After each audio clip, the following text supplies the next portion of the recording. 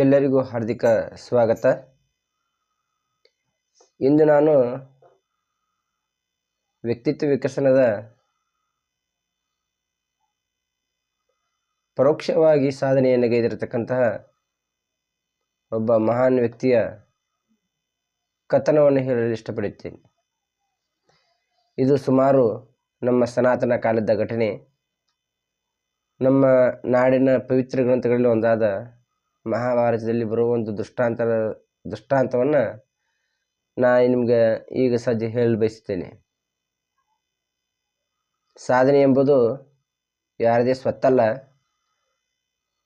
ಆ ವ್ಯಕ್ತಿಯ ಸತತ ಪ್ರಯತ್ನ ಹಾಗೂ ಪರಿಶ್ರಮದ ಫಲವಾಗಿ ಸಾಧನೆಯು ಯಾವುದೇ ಗುರುಗಳು ಇಲ್ಲದಿದ್ದರೂ ಸಾಕಾರಗೊಳ್ಳಲು ಯಶಸ್ಸಿನ ಉತ್ತುಂಗಕ್ಕೆ ತಲುಪಲು ಸಾಧ್ಯವಾಗುತ್ತದೆ ಎಂಬುದನ್ನು ಅನಾದಿ ಕಾಲದಿಂದಲೂ, ಪ್ರಾಚೀನ ಕಾಲದಿಂದಲೂ, ಪೌರಾಣಿಕ ಕಾಲದಿಂದಲೂ ನಮಗೆ ಹಲವಾರು ಘಟನೆಗಳು ತಿಳಿದು ಬರುತ್ತೆ. ಸುಮಾರು ಮಹಾಭಾರತ ಕಾಲಾವಧಿಯಲ್ಲಿ ಏಕಲವ್ಯನೆಂಬ ಬೇಡ ವ್ಯಕ್ತಿಯು ಗುಡ್ಡುಗಾಡು ಪ್ರದೇಶದಲ್ಲಿ ಅವಿದ್ಯಾವಂತನಾಗಿ ತನ್ನ ತಂದೆ ತಾಯಿಗಳ ಒಂದು ಕುಲಕುಸುಬಾದ ಬೇಟೆಯನ್ನು ಆಡ್ತಾ ಇರ್ತಾನೆ. ಈ ಏಕಲವ್ಯನ ಪ್ರಾಂತ್ಯವು ಮಹಾಭಾರತ ಕಾಲದಲ್ಲಿ ಬರುವ ಕುರುಕ್ಷೇತ್ರ, ಇಂದ್ರಪ್ರಸ್ಥ, ಪಾಂಡವರ ಅಧೀನದಲ್ಲಿ ಬರುವಂತಹ ಒಂದು ಸಂಸ್ಥಾನಕ್ಕೆ ಸೇರಿರ್ತದೆ. ಅಂಥ ಸಂದರ್ಭದಲ್ಲಿ ಒಂದು ದಿನ ಬಿಲ್ವಿದ್ಯಾ ಗುರು ಪಾಂಡವರು ಹಾಗೂ ಕೌರವರ ರಾಜಕುಮಾರರಿಗೆ ಶಸ್ತ್ರಾಭಿಷೇಕ ಹಾಗೂ ಬಿಲ್ವಿದ್ಯಾವನ್ನು ಕಲಿಸಿಕೊಡ್ತಿರ್ತಾನೆ. ಆ ಕಲಿಕೆಯನ್ನು ನೋಡಿ ಏಕಲವ್ಯನಿಗೂ ಅವರಂತೆ ನಾನು ಬಿಲ್ವಿದ್ಯೆ ಪ್ರವೀಣ ಆಗಬೇಕು, ಶಸ್ತ್ರಾಭ್ಯಾಸ ಮಾಡಬೇಕು ಅನ್ನೋ ಒಂದು ಅದಮ್ಯ ಛಲ ಬರ್ತದೆ. ಆ ಛಲವನ್ನು ಸಾಕಾರಗೊಳಿಸಲು ಆತನ ಬಿಲ್ವಿದ್ಯಾ ಗುರು ದ್ರೋಣಾಚಾರ್ಯರಲ್ಲಿ ಹೋಗಿ ಗುರುದಕ್ಷಿಣೆಯ ನಿವೇದನೆಯನ್ನು ಮಾಡ್ತಾನೆ. ಗುರುದಕ್ಷಿಣೆ ನಿವೇದನೆಯನ್ನು ಮಾಡಿದಾಗ ಏಕಲವ್ಯಗೆ ಗುರು ದ್ರೋಣಾಚಾರ್ಯ ಹತ್ತಾರ, ನೋಡು ಮಗು, ನಾನು ಕೇವಲ ರಾಜ ಮಹಾರಾಜರ ಪುತ್ರರಿಗೆ ಮಾತ್ರ ವಿದ್ಯೆಯನ್ನು ಹೇಳಿಕೊಡುವುದು ನಿನ್ನಂತಹ ಬೇಡ ಜನಾಂಗದವರಿಗೆ ಹೇಳಿಕೊಡಲು ಸಾಧ್ಯವಾಗುವುದಿಲ್ಲ ಎಂಬ ಮಾತುಗಳನ್ನು ಸ್ಪಷ್ಟೋಕ್ತಿಯಲ್ಲಿ ಏಕಲವ್ಯನಿಗೆ ಹೇಳ್ತಾರ.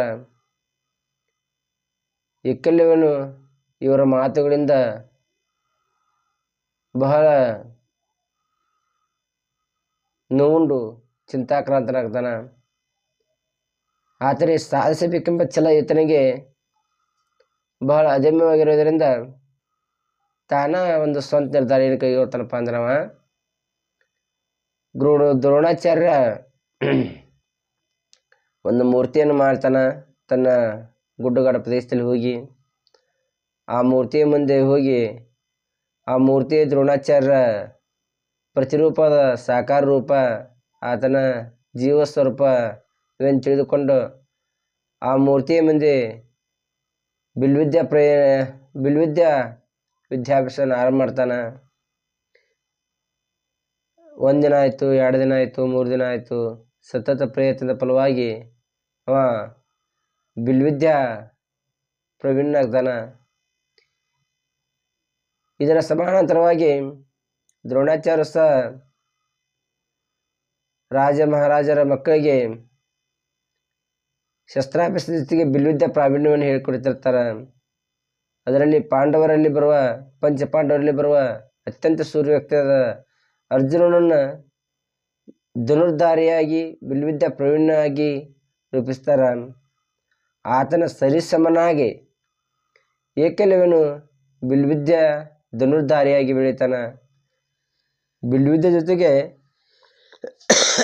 ಈತ ಶಬ್ದವೇದಿ ವಿದ್ಯೆಯನ್ನು ಕಲಿತಾನ.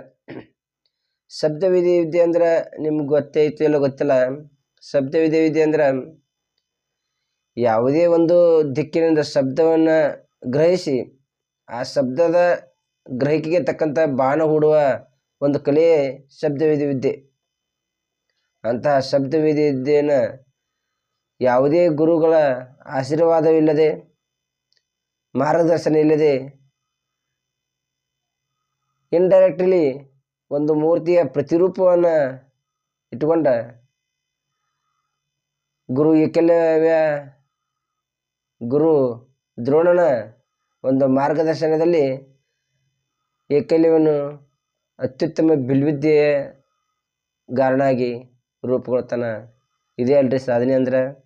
ಯಾವುದೇ ಗುರು ಇರಲಾರ್ದನು ಏಕಲವ್ಯನು ಒಂದು ಮೂರ್ತಿಯ ಪ್ರತಿರೂಪವನ್ನು ಇಟ್ಕೊಂಡು ಸತತ ಪರಿಶ್ರಮದಿಂದ ಜಗತ್ತಿನ ಶ್ರೇಷ್ಠ ಬಿಲ್ವಿದ್ಯನಾಗಿ ಬೆಳೆದದ್ದು ನಮ್ಮ ಇತಿಹಾಸದ ಮುಂದಿದೆ. ಹಾಗೆ ಸಾಧನೆ ಎಂಬುದು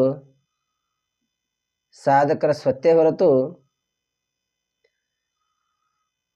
ಸಾಧನೆಯನ್ನು ಮಾಡಲಾರದೆ ಯಾವುದೇ ಗುರಿಯನ್ನು ಸಾಧಿಸಲು ಅಸಂಭವ. ಹೀಗೆ ಒಂದು ಸಾಧನೆಯ ಹಾದಿಯಲ್ಲಿ ಪ್ರತ್ಯಕ್ಷವಾಗಿರಬಹುದು, ಪರೋಕ್ಷವಾಗಿರಬಹುದು, ಸತತ ಪರಿಶ್ರಮದ ಪ್ರತಿರೂಪವಾಗಿ ಏಕಲವ್ಯನು ಹೇಗೆ ಶ್ರೇಷ್ಠ ಬಿಲ್ವಿದ್ಯೆಗಾರನಾದನು, ಹಾಗೆ ನೀವೆಲ್ಲರೂ ನನ್ನ ಒಂದೆರಡು ಅನಿಸಿಕೆಯ ಮಾತುಗಳನ್ನು ಆಲಿಸಿ ತಮ್ಮ ಸ್ಮೃತಿ ಪಟಲದಲ್ಲಿ ಒಂದು ಕ್ರಾಂತಿಯ ಜ್ಯೋತಿಯಾಗಿ ಹೊಮ್ಮಿದರೆ ಇದು ನನಗೆ ಬಲು ಆನಂದ ತಂದಿತ್ತು ಎಂಬ ಮಾತನ್ನು ಹೇಳ್ತೇನೆ. ಎಲ್ಲರಿಗೂ ಒಳ್ಳೆಯದಾಗಲಿ, ಎಲ್ಲರಿಗೂ ಶುಭವಾಗಲಿ.